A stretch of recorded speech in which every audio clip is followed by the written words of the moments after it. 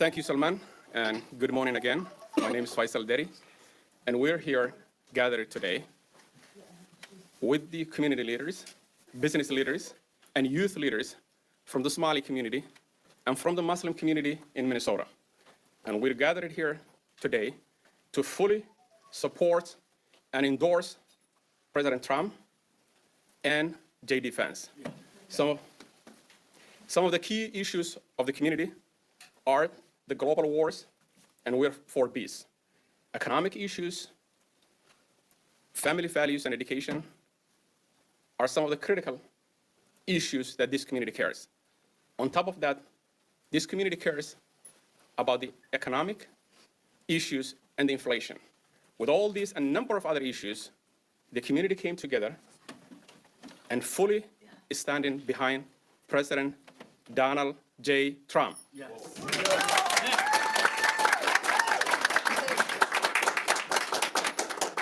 Thank you so much, and God bless America. We love our brothers and sisters who are Democrats, but you left us. And because the left left us, join the right, vote for Trump 2024, vote for Joe Trabe 2024, vote for Maisie Young in St. Paul 2024, vote for Tajud in CD3 2024, vote for Tom Emma, our lion, out of St. Cloud. Farhan is here and is endorsing him. And please go out and vote, because voting for Trump without soldiers is giving him a failure. So please vote.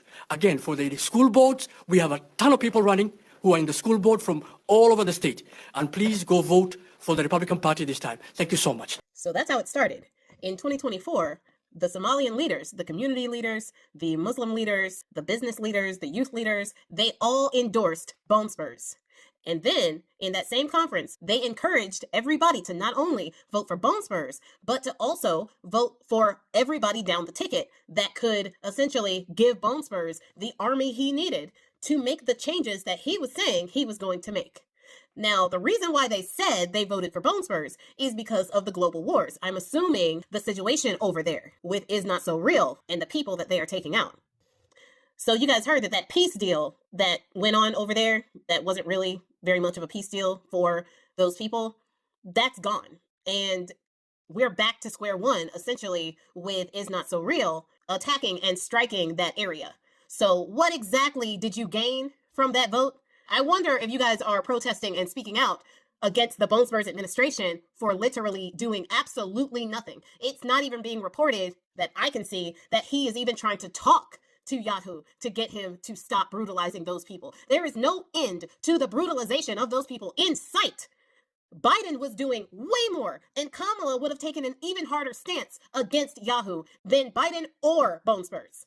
But yet, you guys decided you were going to go with Bone Spurs, who had already said during the campaign that that area looked like good beachfront property. He also said that he would let Yahoo do whatever he wanted. He said that during the campaign. And you guys thought that he was going to do something about global wars. You also mentioned something about education. He dismantled the Department of Education. How'd that go for you? Economic issues. How about those price of eggs, huh? They're working out for you? They've come down, but literally everything else has gone up. Good job. Good job on that one. You got your price of eggs, but every other thing else that you buy has gone up. Family values. Wonderful. So child SAers are now the arbiters of family values now, huh? Is that what we're going with? I see. Got it. And inflation. That pretty much goes with economics. Fail. Epic fail. But you know what? Let's see if Bone Spurs is showing any type of loyalty for the fact that the Somalians in Minnesota decided to go against Kamala Harris. He said a whole host of other issues. I'm personally thinking that the issue that they had, one of the biggest issues that they just didn't say, was the fact that she was a woman. And women just can't have that much power, can they? I mean, in some communities, women aren't even allowed to drive. Not allowed to leave the house without a male escort, not allowed to speak their mind or have any semblance of independence. Are you sure that the host of other things you were talking about didn't have anything to do with the fact that there would be a woman president? You picked 2024 knowing exactly what Bone Spurs said that he was going to do to decide that you want to vote for the Republican male? Is that it? I'm just asking questions. I don't know for sure, but it seems kind of sus to me.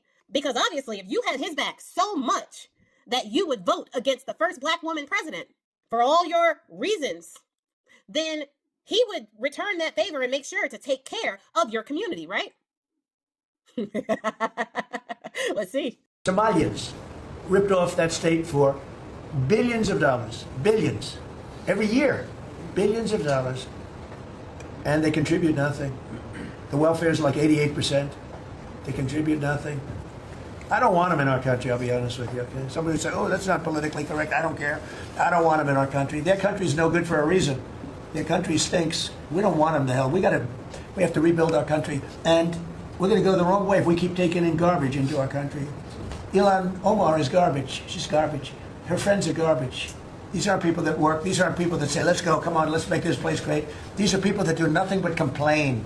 But when they come from hell and they complain and do nothing but bitch, we don't want them in our country. Let them go back to where they came from and fix it. Now, Bone Spurs is talking about a scandal that happened with a handful of Somalians in the Minnesota area who stole close to $1 billion in federal aid funds during the pandemic. They were claiming that they were giving meals and services that they really weren't giving. And they had created fake invoices to try to cover their tracks when it came to those funds. And what they were stealing from were programs that were mainly geared toward children, like SNAP and Medicaid and other programs like that. Now, mind you, this was only about 5 or 6 Somalians who were running this scheme. And in no way is that a reflection on the entire Somali community. If we were doing that, then we would be side-eyeing every single white person that we saw, because they are by far the top contenders in these types of white-collar fraud crimes. But that's not going to stop Bone Spurs from letting 6 Somalians who defrauded the system bring down the entirety of the Somali community. But I guess that's something that these leaders didn't take into account. You may kowtow and bow down to a white supremacist racist, but they will always be a white supremacist racist. And they're never going to like you. As a proud member of the 92%, I would like to speak for all of us when I say, we told you so. Have the life you voted for.